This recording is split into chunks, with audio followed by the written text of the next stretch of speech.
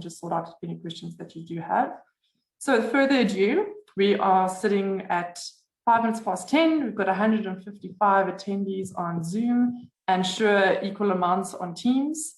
So I'm going to introduce or give over to Gail, who heads up our Art Insure division. And yes, she's going to give us a bit more information about today, and also a very warm welcome to Norman, who Gail's also going to introduce you guys and give you guys a bit of background and insight into Norman and what he's going to do for us today. So Gail, thank you very much. And we are excited about this topic. Definitely I am. And welcome to all our brokers. Over to you, Gail. Thanks so much, Tammy, and welcome everyone. So today we're very excited to have the opportunity to talk to Norman van Rooyen, who's a forensic psychophysiologist. With his vast experience in the front lines of claim investigations, Norman's going to talk to us about the current crime trends that we're facing in the country at the moment. So I'm sure we can all agree that there is a marked increase in crime trend in all areas, not only art and jewellery. Much of what we're discussing will be applicable to other asset classes and industries as well. Unfortunately, at the moment, with so many people losing their jobs during this pandemic, the levels of desperation and, of course, crime are rising. So I, too, Art Insure, have settled over 6 million in art and jewellery theft claims since the beginning of lockdown. And that only relates to our clients. The impact is evident in every industry. So in our ongoing efforts to combat art crime, about 10 years ago, Art Insure created and continues to host the Art Theft Register. So I'd welcome you to have a look on our website at artinsure.co.za.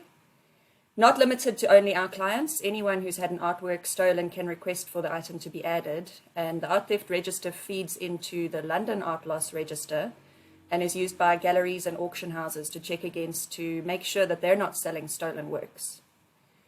The purpose of this talk is primarily to provide our mutual clients with as much information as possible to better protect themselves and their possessions during tough times. So without further ado, let me introduce you to our speaker today, Mr. Norman van Rooyen.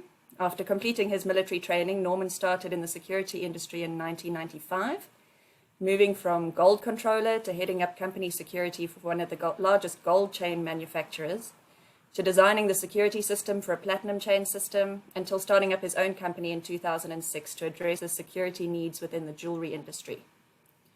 The services that Norman and his team at Veridicos offer include forensic claim investigations, polygraph testing, as well as security vulnerability surveys. So I'll hand over to Norman to give us more information on his company and the services that they offer. And Norman, please do feel free to give your business a punt here. And then we'll have some questions to pose to Norman. Good morning, everyone. Thank you for the opportunity to chat to you guys regarding current trends and what is happening within the industry. Just as Gail has mentioned, background about Veridicos, we offer services to the insurance underwriting with regards to investigations, as well as security and vulnerability assessments, background screening, etc. If we look at the current trends within security or within the industry, I think the crime is not just within the art industry itself. It is all over. But we have to look at what is the stats telling us. Is there an increase in crime since COVID has come about? What has happened with regards to the industry itself?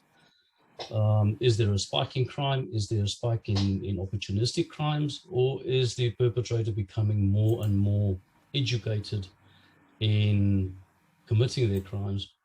So I think what we'll do is, instead of me just babbling along and telling everyone about this stats and this, let's open the floor to questions that I can hopefully answer, and then try and cover as much as the concerns or questions that you guys might have that you don't understand or think that is necessary for you to be able to take back to your clients in order to educate. I think education is probably the biggest key word that we need here, is in order for us to be able to educate the public out there, but also educate your clients as to what systems or parameters can be put in place to reduce the risks, not only onto the underwriter, but also your clients yourselves.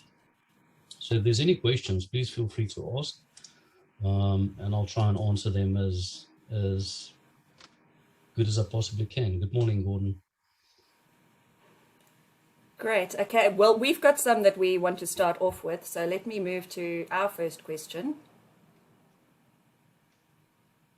Sorry, as soon as I can get my screen to work.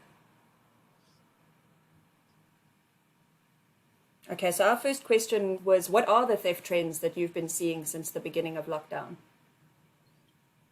Okay, we can clearly see that the crimes have become a lot more planned. The perpetrators are really taking their time in getting to know the target that they want to hit. So thus they're taking their time before they necessarily do the hit itself. So if we look at normal burglaries, for example, they will sit a week, 2-3 weeks on end, sussing out the target that they want to hit. So they will gather information, gather intel. Now we know that this is old news; it's nothing new. But the fact that they are becoming more and more sophisticated using technology against the security companies that are implementing the necessary risk reduction techniques, these guys are now saying, well, let's now use the technology against them. We notice that crime is becoming more violent. It seems as if the violence aspect of it places an undue psychological burden on the victim, and thus information that is being able to give out by the victim is a lot less, and thus the perpetrator also is not really concerned about the perpetrator being able to ID them based on the fear element itself. We realize and we see that CCTV really doesn't play a major factor anymore. And then obviously the fear of the judicial system and the fear of punishment has walked out the door. So because of all of those over the period of years, we realized that since lockdown, the guys, although they can't move around as much as they're supposed to, the time that is taken is a lot more prevalent than what it used to be, a lot more planned, and not necessarily the opportunistic crimes that we used to see in the past. Thank you for that one. Okay, so next question that we've got for you, Norman, is what should we as brokers and insurers be aware of in the current environment? I think it's a simple answer. Crime is not going to go away. In actual fact, it's going to get worse. If we look at, you've got over 2 million people that have lost their jobs. If we look at statistics alone given by the SAPS, household crime, for example, has increased considerably to exponential rates. And if we look at the stats that they've given, contact crime has increased by 50% since 2019 up until now. So since COVID, so if we take the 2019-2020, you're talking a spike of 52% on contact crimes. Now that is where an individual is targeted by another individual and assaulted and jewelry taken off or items taken, wallet, cell phone, or whatever the case may be. So just on that alone, you've had an increase of 50% since lockdown. If we take property crimes, for argument's sake, that's increased by 30% since COVID. So there is most certainly an increase in crime. And because there's an increase in crime, I think what brokers and underwriters need to comprehend is the fact that the physical security barriers that are being put in place, or whatever is being underwritten, needs to have the necessary security protocols or physical security barriers in place. And that we'll discuss a little bit later on as well. So there's an increase in crime that we can see given by the figures by the SAPS itself. And what is interesting, we know that of the stats given by the SAPS on commercial crime, for argument's sake, only 42% of that is actually reported. So if we're saying that we've had an increase of about 1 million burglaries since COVID, we can add that to double that figure based on the information that's given by us, which is readily available, which was given by the SAPS themselves.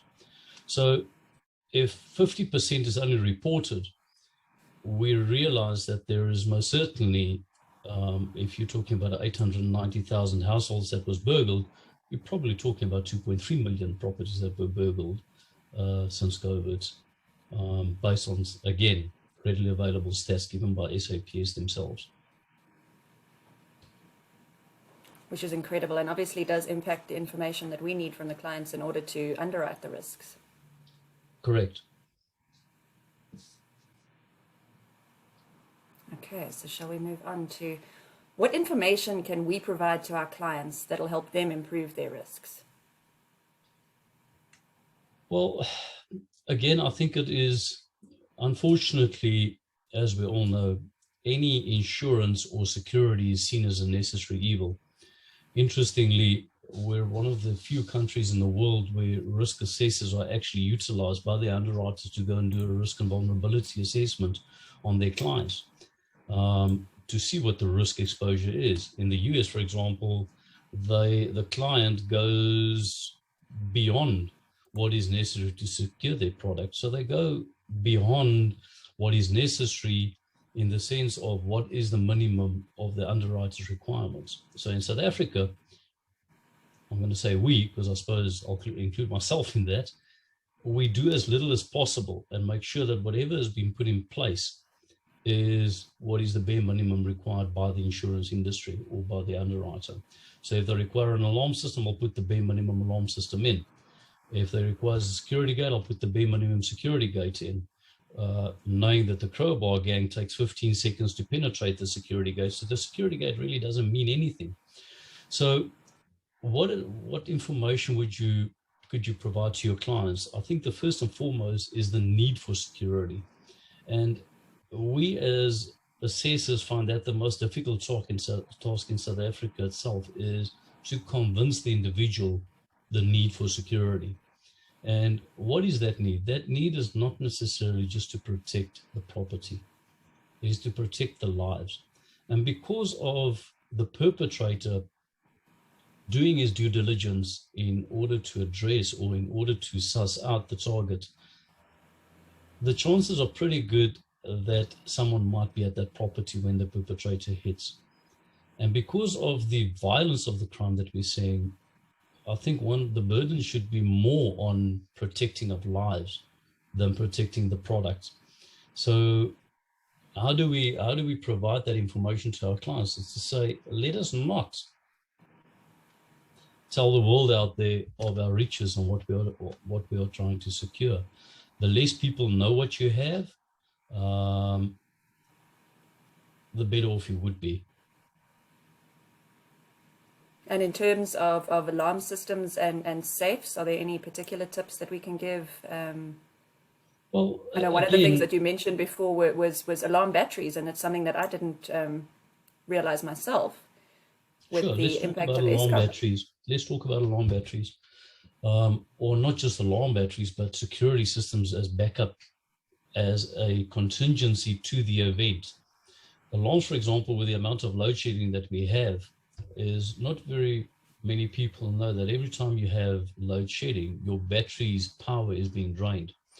So when you put in a normal 7 amp battery on your alarm system, that should, based on the size of the alarm system, it should give you about 6 to 8 hours of battery backup in the event of power failure.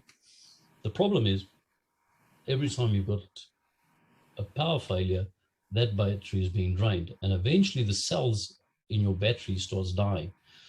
So with the amount of load shedding we've had, as a standard practice on the technical side, batteries need to be replaced in the region of about every 18 months. With load shedding, that reduces. So instead of your battery giving you 6 to 8 hours of battery backup or power backup, it now only gives you 20 minutes.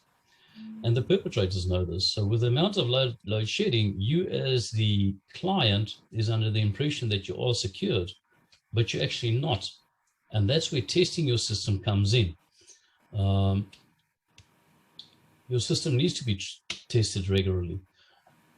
We've got so many clients saying, well, we've got an alarm system in place, we've got access control on our doors coming in, we've got CCTV. Brilliant. Is your CCTV on UPS backup? Oh, no, it's not. So when the power goes out with load shedding, you've got no CCTV to fall back on, because now your UPS is not there. You haven't got a UPS. And unfortunately, all of these things come back to a cost. Is what is the cost expenditure and what is the balance that I need to find spending this amount of money to protect the item that I've got in my property. If we take safes, for example, if we go and look at the SABS categorization or a UL categorized safe, a safe is there just to prevent or reduce the time it takes to get into the safe. It'll never eliminate safe penetration, but it's the barriers that are put in place to reduce that time period that a person gets into the safe. We found a case recently that we investigated where a product of close to about R1 million was stored in a rifle safe. That type of information is something that the broker should be aware of. Is you want us to secure or underwrite a product to the value of R1 million. What safe is this going to go into in order for us to go on to risk? And what other contingencies or security measures do you have in place to be able to underwrite this product? And if that information was available at the time, I strongly believe the underwriter would not have gone on to risk based on the fact that a product of close to R1 million was stored in a rifle safe, which is penetratable within 3 minutes, I suppose, just by taking a screwdriver and a 4-pound hammer. So that is the type of information that you should take back to your clients, is that insurance is not there necessarily just to protect your property. It is there to, when we ask questions with regards to your security systems and so forth, you've got to look at the risk that you're bringing onto yourself and to your family or to your employees, based on the type of product that you might be storing at your premises. Completely agreed. Thank you. And then with regard to clients, you did touch on the jewelry and walking around wearing valuable items and the risks that you carry there. What suggestions do you have for our clients that we can give them to arm themselves? Well, not literally arm themselves, but you know what I mean, with information. Well, I'm a firm believer that history repeats itself. And if I look at the 26 years that I've been in the industry and cases that we've been involved with, going far back as 1993, in actual fact, when in a shopping mall we investigated, or I was still a security officer then, reacting to an incident where a female's ring finger was chopped off on an escalator just to get a ring. Now, if we look at that, and that was in 1993, and we come back to 2021, and we go and look at contact crime, which covert has increased by 50%. If that is the case, that contact crime in itself has increased by 50%, then it would be logical not to wear an expensive Rolex and go into an area that is prone to expose yourself to more or to a higher risk of being attacked by a perpetrator. We've got to remember that with COVID and people having lost their jobs and the nature of where we are in South Africa, unfortunately, if we take the world population and break it up into a graph, 85% of employees, and are we talking internally, employees will steal given the opportunity. 10% won't, and 5% are kleptomania. So if we take 85%, that means 8.5 of every 10 employees will steal given the opportunity. Now, the opportunity based on the theft triangle is opportunity, desire, and motive. And the desires of the perpetrator is to enrich themselves. Most of the occasions, it is to enrich themselves. It's not to survive. It is not to put bread on the table. It is to commit a crime because I want to enrich myself, in driving a BMW or whatever the case may be. And because of that, I would most certainly not advise people to, at this time of our time that we are in, wear expensive jewelry and advertise that to the world, because you are just going to unfortunately draw attention to yourself, and that is the bottom line. So if you're going to a fancy dinner party or something to that effect, yeah, maybe rather put your Rolex in your pocket until you get to the event and then put it on. But try and limit the risk that you're advertising and bringing that risk onto yourself. With an increase of 50% on contract crime itself, it's only logical that you've got a 50% higher chance of being attacked or being injured because the perpetrator wants your product. He wants it, and he really doesn't care if he's noticed on CCTV. The judicial system is not helping us. We've found on a lot of occasions where there has been contact crime, the victim might be able to identify the perpetrator, and because of that, their families are threatened. They're threatened with their lives, and which is more important if we put that balance onto it is, am I going to sit in court, if we look at the judicial system, to have a case postponed 5 to 10 times before actual action is taken? We've had numerous cases, unfortunately, where the docket is closed, where we're still actively busy with our own investigation, but SAPS have closed the docket already. And where we have to then request them to reopen the docket. And the first thing that they say is lack of evidence. And we have had cases when we submit our evidence that we've picked up, that the dockets are reopened and the perpetrators are apprehended. So it does happen, unfortunately. My advice is try not to advertise your expensive jewelry when you're going out. Try and lock it away and secure it. Good advice for all of us, yeah. Thank you. We also know, unfortunately, Gail and everyone, that a lot of the crimes that take place is based on internal information. A lot of that crimes. And if it's a residential property, we've had to unfortunately investigate gardeners and domestics. There's a case now recently, which the pictures are being circulated. I actually received an updated picture this morning of a domestic that was employed. And within 3 weeks, the property was, there was an armed robbery at the property, where the owners of the property were forced at gunpoint to open the safe. And then immediately after the robbery, the domestic disappeared. So domestics, unfortunately, or let's rephrase, internal information leaks out, and that is based on people working for you, contractors, alarm technicians. We'll get to that topic just now, because that's a very interesting topic to talk about as well, is who polices the police. So you've got a security company coming to do your alarm system.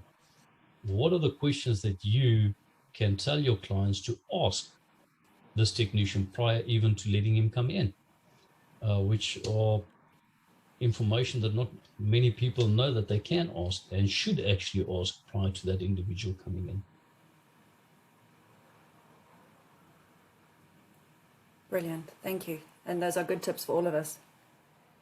Okay, so if I could quickly just carry on with that with regards to properties and alarms technicians. I can see there was a question earlier on with regards to alarm companies. And I'll go through the questions as it comes up. Forgive me, I'm a male. I find it very difficult to multitask sometimes.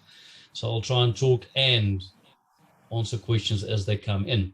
But one of the questions that was up with regards to security companies is, are security companies involved or technicians involved with regards to information leakages and so forth? And the answer to that is, although I cannot categorically say yes, it is. On the cases that we've had and investigated, there have been, in the years we have had information gathered that technicians leaked out information. But when you or your client requests a service from an alarm company to come and do their services, there's always two things that we advise. Now, art galleries, retail shops and so forth, it's important not to have your monitoring company service your alarm system. That should be separate.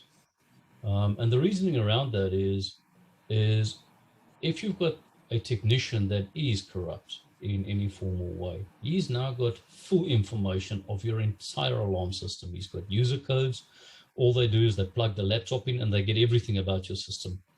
You don't know that technician. You built up no relationship with him. You built up no relationship with your response company, and he gathers information. And while he's in your property, he's able to gather a vast amount of information with regards to where alarm passives are, what additional security features you might have, what the property looks like on the inside with regards to items that seems nice to the eye. For example, art, little statues, etc., gold, whatever the case may be, safes, position of safes, etc. And because of the fact that he now has got that information, if he's got a controller working in cahoots with him, it is quite easy for them to disable the signal going through to the armed response company. And because of that, we know that they use jammers, they use cell phone jammers, and all those type of technology is being utilized where when the poor insurer now says, I've got an incident, and an investigator or an assessor, losses adjuster is appointed to go and investigate the matter, information that comes to light is that certain parameters occurred. And a simple example is where we had a case that we investigated where the cell phone company staff were involved. And quite simply what they did was they just went onto the ID number of the owner of the property. They picked up the cell phone numbers that was registered to this person. And what they did from there is they were able to establish that one cell phone number every single day at the same time send out an SMS to the owner's cell phone number. In the evening, exactly the same thing. They then established that this was the cell phone SIM card connected on the alarm panel. So all they did was block that number. So now the SMS that the client or the insured, let's call him the client was supposed to receive directly from his alarm system when the burglary occurred did not happen because the cell phone number was disabled. So it's simple things like that that is picked up by technicians. And as a security service provider in South Africa, every single technician has to be registered with CIRA, which is the Private Security Regulating Authority. It is legislated and it is law. Because he is a technician, you will also have a CIRA number. That CIRA registration number is unique to him. And he's supposed to have a CIRA ID card, which is identifiable to say he is a registered member.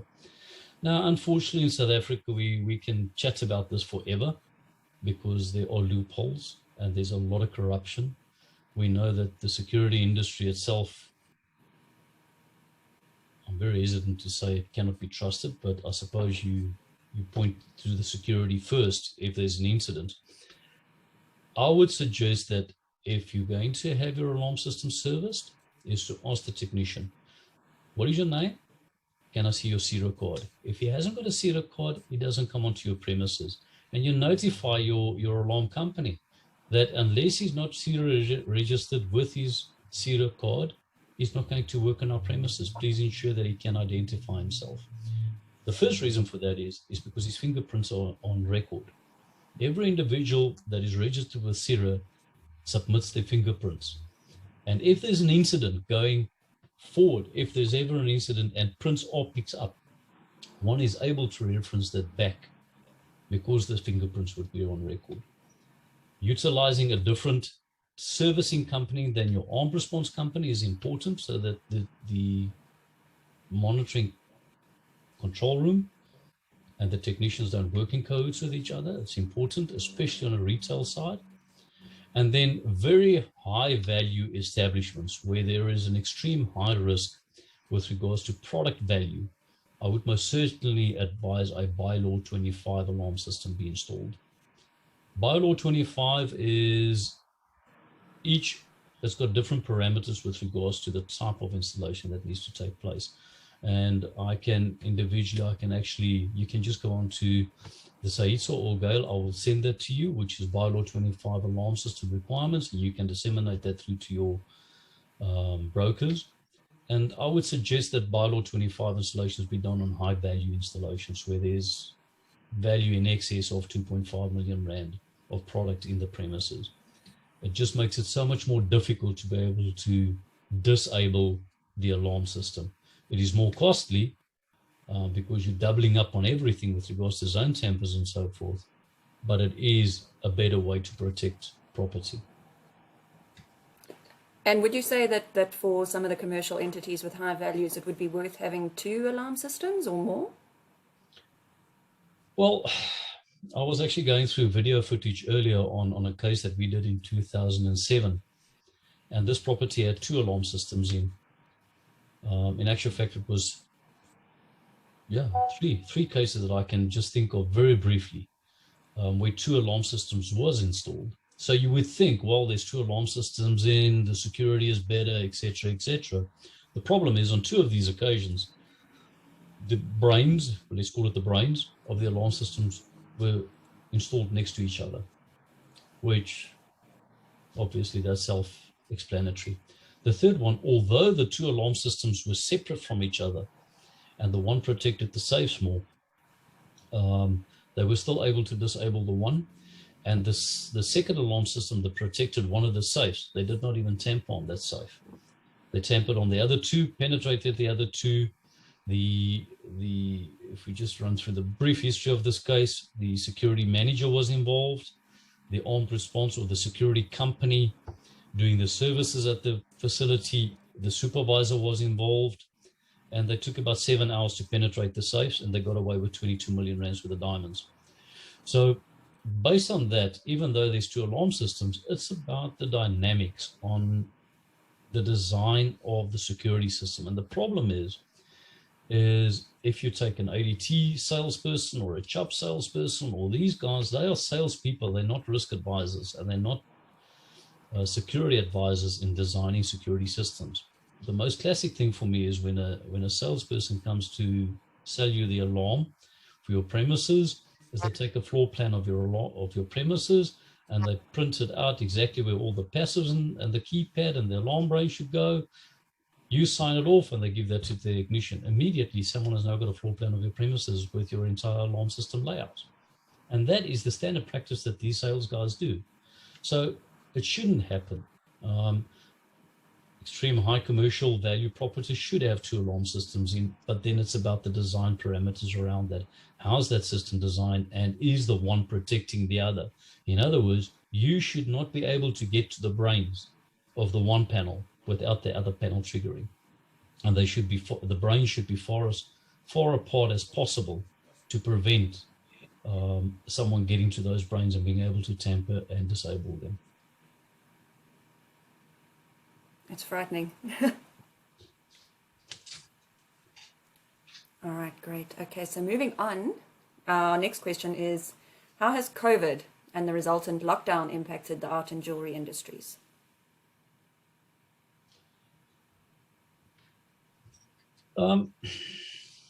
Well, obviously, from a business perspective, the jewelry industry certainly has taken a huge knock. A lot of the retailers were unable to trade. A lot of our clients were in the tourism industry, which was even worse off. So if we look at, again, statistics, in June last year, there was a 33% closure of businesses in the jewelry industry. That was June last year. Now, that's information that is available. So this is not me thumb-sucking the figures, unfortunately, but that's reality. We're currently sitting at about 61% of commercial clients that's closed their doors. If we take that on employees, we're talking 455 employees that's lost their jobs. And if we're talking, is there businesses that are likely to close going forward? Yes, most certainly. And if we then take that into perspective and we say, well, you've got over 3 million people that's lost their jobs. You've got an economy that is struggling to get to terms with this COVID. We're now talking about another wave that's coming through. Apparently in April, May, there's another wave coming, and that might affect some more lockdown.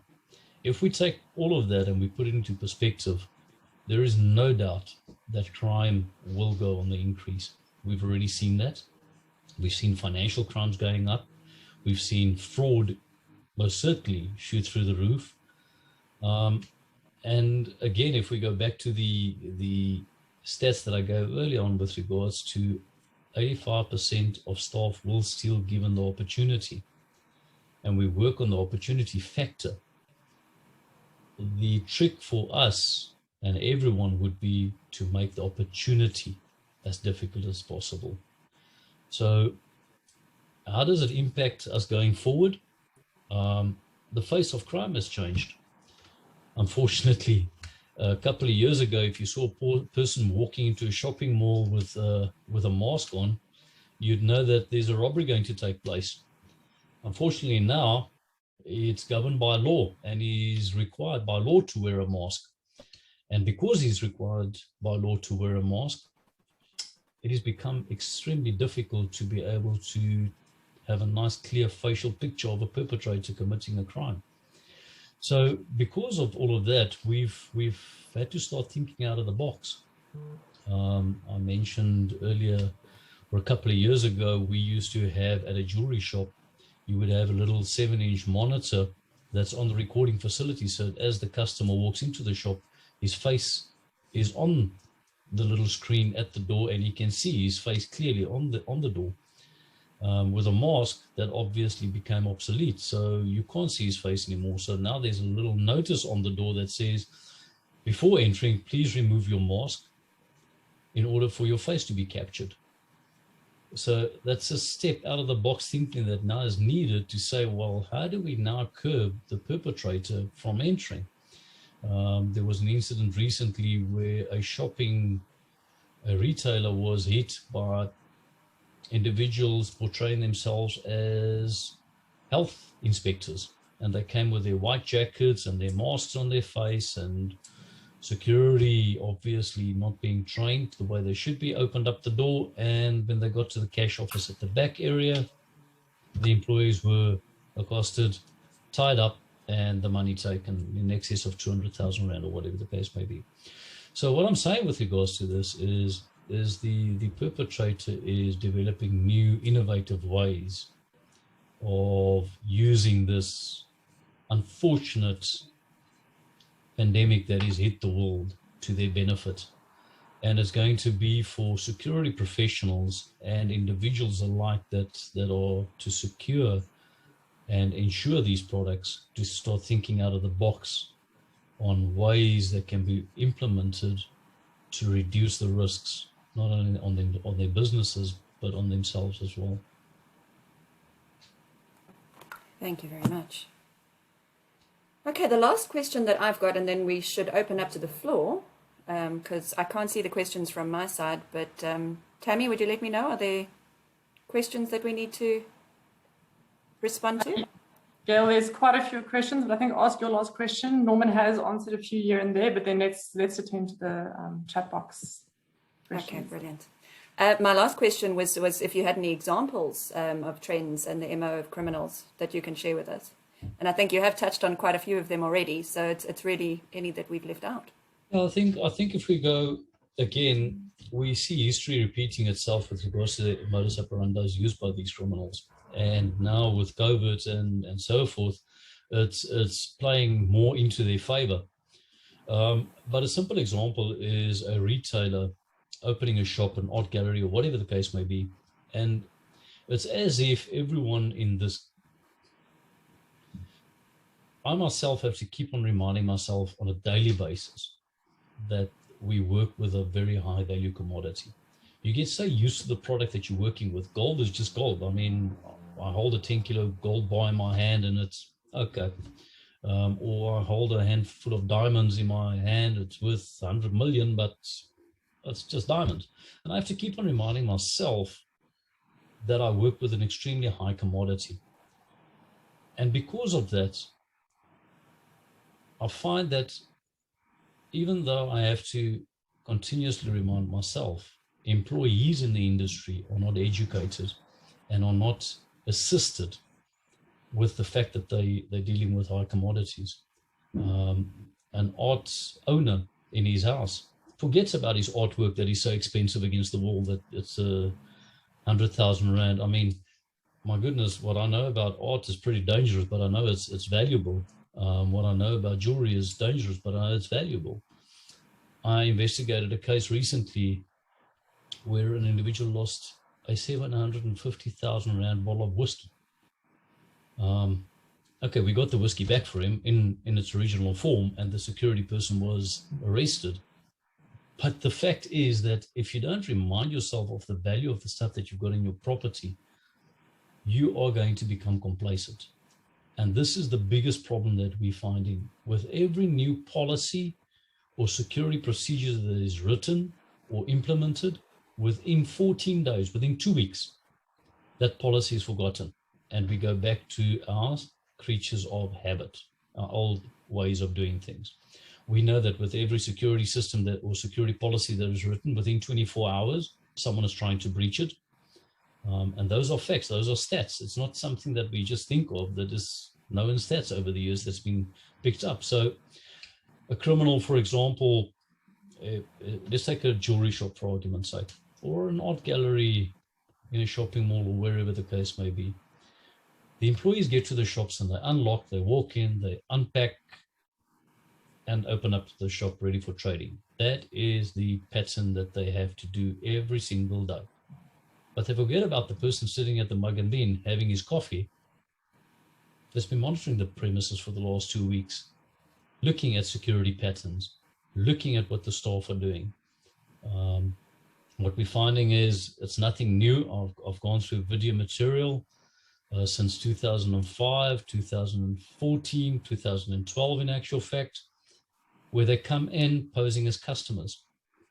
And the poor individual that's sitting behind that sales counter is suddenly staring down a barrel of a 9mm or a rifle or whatever the case may be, because the perpetrator now pulls it out and the employee can't do anything. So would we now, from a psychological point of view, suddenly say, okay, Mr. Employee or Miss Employee, please press the panic button when that happens? There is no way in my life that I would press the panic button. With all my experience and all my training, it won't happen. And a lot of companies have gone to say, well, let's take this offsite. So technology has allowed us now to have a camera in a shop, and that is live viewing to a control room. If an incident occurs, the controller, which is now not under that psychological pressure, presses the panic. And that does one or two things. Either sends out a silent panic to armed response or the center security, which again, the center security doesn't mean much because they're all unarmed, or it triggers a smoke cloak within the shop. And that causes the perpetrators to disperse. The problem that we found with one of these incidents recently is because the perpetrator was so hacked off that he couldn't get his product, he ran in the shopping mall just shooting cowboys and crooks like mad. So now the public is at risk as well. So it's always a catch-22, and the balancing act as to how we address that risk should be addressed, and how can we effectively reduce the risk. And that is by being observant, gathering intel ourselves, and if there is an individual that you have seen once or twice and maybe a third time, inform security so that the perpetrators can see that they are being seen. So it's about being vigilant. Vigilance is probably one of the most key factors. Very good point. Okay, great. Shall we move on to our questions? I'm going to stop sharing my screen. Cool. Yeah, I'm going to shoot with the first one so long, and then we can take it from there. So Henriette had quite an interesting question in the beginning of the session. And Norman, if you maybe have any insights to the recent spike in the library break-ins in Cape Town. Do you have any insight into that or aware of it? And maybe, what is the reason for it? I can't really make a lot of comments on that because some of it's still under investigations.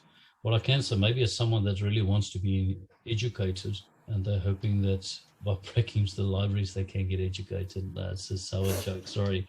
I can't really comment too much on that. There is a spate of that. And I think I'm going to reserve comment on that, if I may, at this stage, until more information is available as to the background, why these are happening, and what is happening with regards to it. We know that some books do hold value, a lot of value in actual fact, but it is too early for us to say if this is the main target reason for that. Good. Thanks, Norman. Hopefully, when we have you on again to chat, we can maybe share some more information and give some insight to that. Sure. But we completely understand that there is confidentiality around this. And then interesting question that Gordon had, and something that I'm also very interested to find out, is just, how are thieves turning, the art or the collectibles into cash?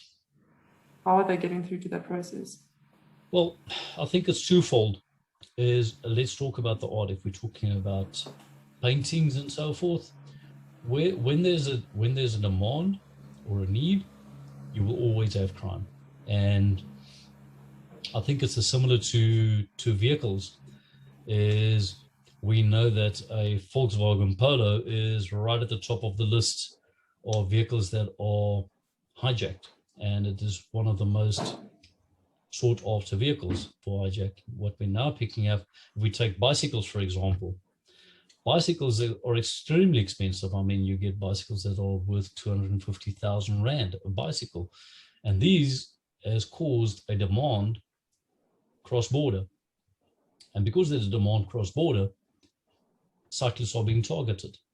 They're being pushed off their bicycles, burglaries, bicycles are being stolen, etc., etc., etc. So if we now take art, it says that there must be a demand for it. Someone has got a point of sale for this product.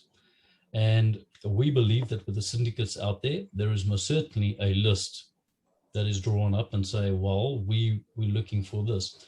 Where do these paintings go to? Most of the times, I'm pretty sure it goes to individuals that's looked or that's sought after this specific artwork. How is that put into cash? It's on the black market. We're pretty sure that these things, there's a demand for it, and because there's a demand, there's money.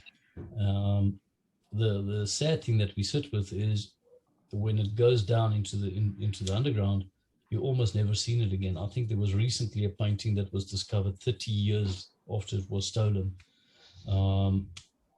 So where do these paintings disappear to? It can only disappear into individual households of a person that wanted it.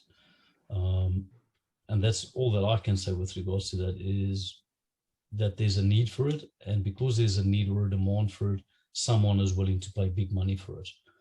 And then again, if we take a case which we recently investigated, it could also be because of traditionalism, that some clan, let's call it a clan or nation, believes that this was originally from their country and they want it back in their country. And that would go into a vault somewhere, into not necessarily a museum, but it would go into a historical vault to be put away for who knows how many hundreds or thousands of years, or whatever the case may be.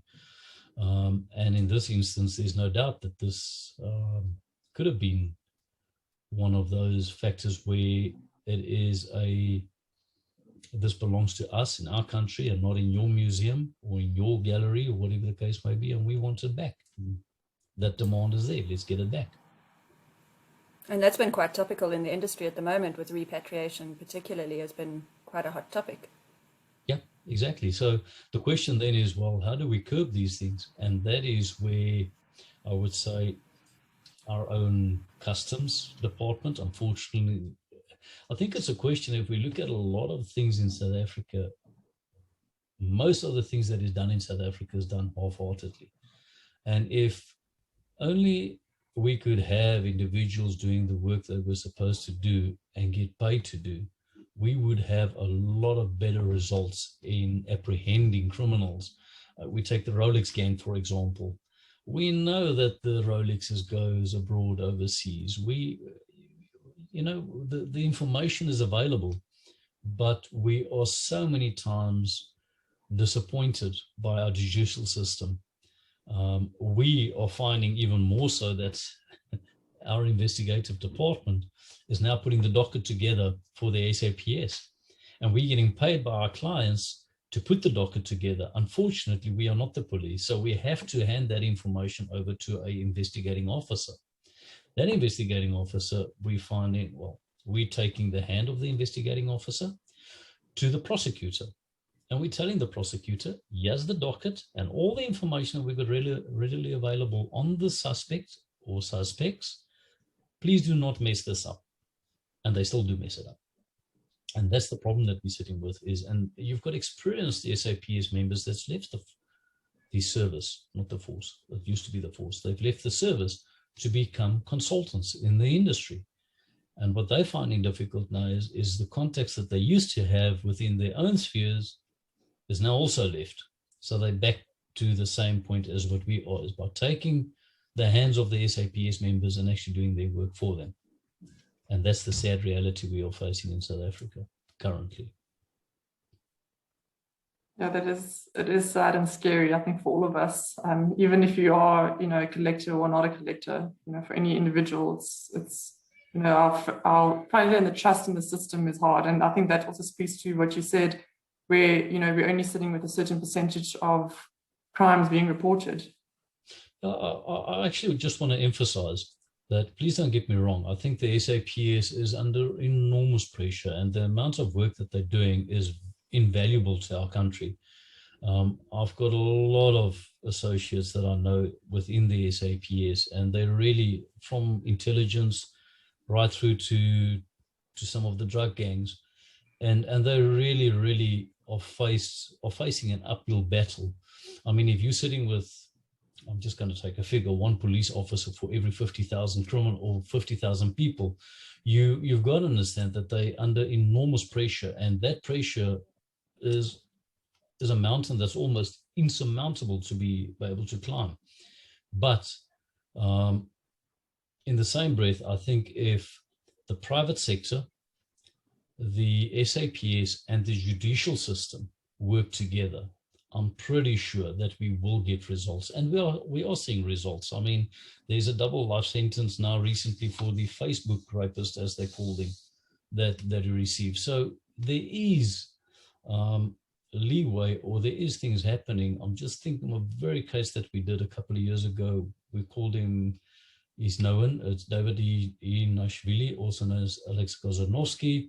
He came around, long story short, with the infrastructure that we put in place, we were able to apprehend him and recover 700,000 rands worth of jewelry.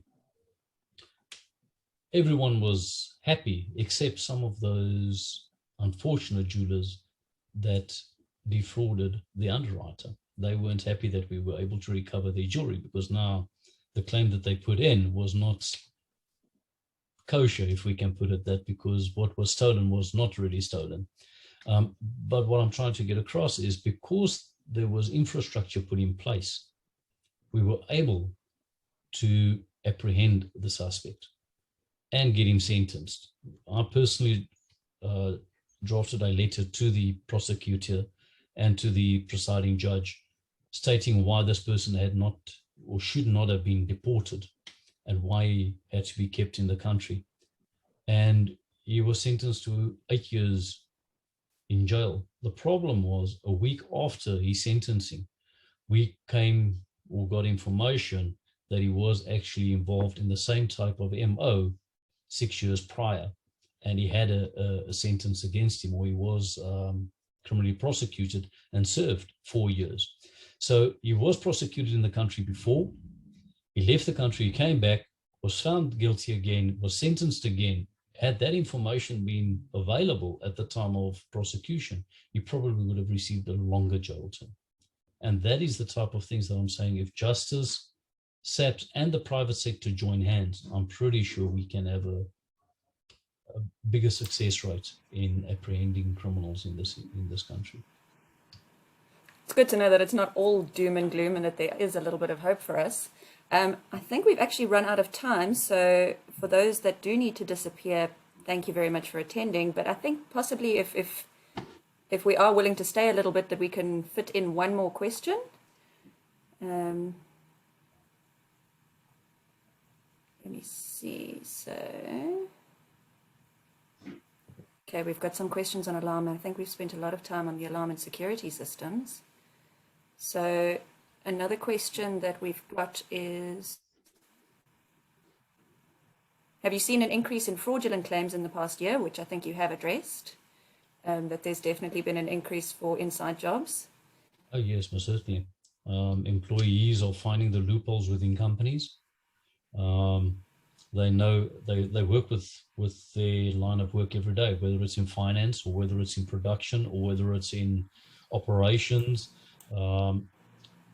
Classic example, recently, a couple of months ago, we arrested a maintenance manager with a driver. The maintenance manager was signing off on copper pipes that were being delivered at his factory, and sending that through to the accounts department. However, on a covert camera that was installed on the vehicle, we found the driver went to the suppliers, picked up the copper pipes, went to the manager's house, dropped off 8 of those copper pipes, and only went to the factory with 2, but the manager signed off for 10. So innovative ways they're finding, because they know the systems, they know the procedures and the policies that are in place, and as soon as they see the loopholes, they exploit those loopholes. Again, we come back to the 8.5% of staff will still given the opportunity. I think in South Africa, that figure is probably a little bit high because those were international figures that was used. In South Africa, I think based on our cultures, our demographics, and I think that is a bit higher. But most certainly there is a financial crime increase, fraud increase, not only within companies, but on insurance as well. Because again, if you're accustomed to earning an additional or having 30,000 Rand a month coming to your account or into a household, and your partner or whoever's lost their work because of COVID, you suddenly have a 30,000 deficit. How do you now sustain that? And unfortunately, I suppose the insurance guys are one of them.